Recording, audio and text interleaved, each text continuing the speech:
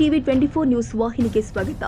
ಬೆಳಗಾವಿ ಗ್ರಾಮೀಣ ಭಾಗದಲ್ಲಿ ಮಟ್ಕಾ ಅಕ್ರಮ ಸರಾಯಿ ಸೇರಿದಂತೆ ಅಕ್ರಮ ಚಟುವಟಿಕೆಗೆ ಪೊಲೀಸ್ ಇಲಾಖೆ ಕಡಿವಾಣ ಹಾಕಬೇಕು ಅಂತ ಮಾಜಿ ಶಾಸಕ ಸಂಜಯ್ ಪಾಟೀಲ್ ಒತ್ತಾಯಿಸಿದರು. ಬುಧವಾರ ಸಂಜೆ ಬೆಳಗಾವಿ ಪ್ರವಾಸಿ ಮಂದಿರದಲ್ಲಿ ಸುದ್ದಿಗೋಷ್ಠಿಯಲ್ಲಿ ಮಾತನಾಡಿದರು. ಗ್ರಾಮೀಣ ಭಾಗದಲ್ಲಿ ಕಳೆದ 7-8 ವರ್ಷದಿಂದ ಅಕ್ರಮ ಚಟುವಟಿಕೆ ಹೆಚ್ಚಾಗಿದೆ. ಪೊಲೀಸರು ಮುಲಾಜಿಲ್ಲದೆ ಕ್ರಮ ಕೈಗೊಳ್ಳಬೇಕು. ಗ್ರಾಮೀಣ ಕ್ಷೇತ್ರದಲ್ಲಿ ಅಗಾಧವಾಗಿ ಅಕ್ರಮ ಚಟುವಟಿಕೆ ನಡೆದಿದೆ ಎಂದರು. ಧನ್ಯವಾದಗಳು. ಯಾಕಂದ್ರೆ ಮಹತ್ವದ ಪ್ರಶ್ನೆ ಮಾಡ್ರಿ. ಕಳೆದ 6-7 ವರ್ಷದಿಂದ ನಾ ಭಾಳ ಹೆಮ್ಮೆದಿಂದ ಎದಿ ತಟ್ಟು ಹೇಳ್ಬೋದು. ನಾ 2008ದಿಂದ 18 ಮಟ್ಟ 2 ಪೀರಿಯಡ್ MLA ಆಗಿ ಬೆಳಗಾವಿ ಗ್ರಾಮೀಣ ಕ್ಷೇತ್ರದಲ್ಲಿ ಕೆಲಸ ಮಾಡಿದ್ದೇನೆ. ಆ ಸಂದರ್ಭದಲ್ಲಿ ಏನೇನು ಆಕ್ಟಿವಿಟೀಸ್ ನಡೀತಾ ಇದ್ದು ಮತ್ತು 18ದಿಂದ ಇಲ್ಲಿವರೆಗೆ ವಿಶೇಷವಾಗಿ ಮಟ್ಕಾ ಬುಕ್ಕಿಗಳ ಇದು ಜುಗಾರ ಆಡವ್ರ ಮತ್ತು ಶರೆ ಮಾರವ್ರ ಸಂಖ್ಯಾತ ತೆಗಿಬೇಕು. ನಾ ಹೆಮ್ಮೆದಿಂದ ಹೇಳ್ತೇನೆ. ನನ್ನ ಹೇಳಕ್ಕೆ ಏನು ಪರಿಸ್ಥಿತಿ ಇತ್ತು, ಈಗ ಏನಿದೆ ಇದ್ರ ಬಗ್ಗೆ ತಮ್ಗೆ ಗೊತ್ತಾಗ್ಬೋದು.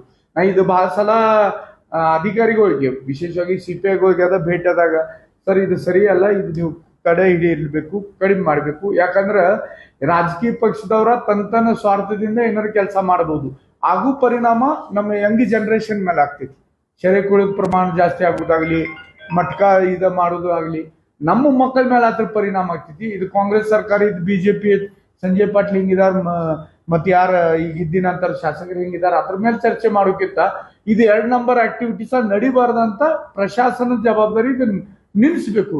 ಇಲ್ಲರೆ MLAಗಳು ಹೇಳಿದ್ದಾರೆ ಅವ್ರು ನಮಗೆ ಪ್ರೆಷರ್ ಮಾಡಾಕದಾರ ಅಂತ ಅಧಿಕಾರಿಗಳು ಹೇಳ್ತಾರೆ. ಇದು ಎಲ್ಲಿವರೆಗೆ ಸರಿ? ಅಧಿಕಾರಿಗಳ 60 ವರ್ಷ ನೌಕರಿ ಮಾಡ್ತಾರೆ, ಶಾಸಕರ ಸಂಸದರ 5-5 ವರ್ಷ ಇರ್ತಾರೆ. ನಾವು ನಾಳೆ ಇರ್ತೇವಿ ಇಲ್ಲೋ, ಆದ್ರೆ ನೀವು 60 ವರ್ಷ ಇರ್ತೀರಿ, ನಿಮ್ದು ಕೂಡ.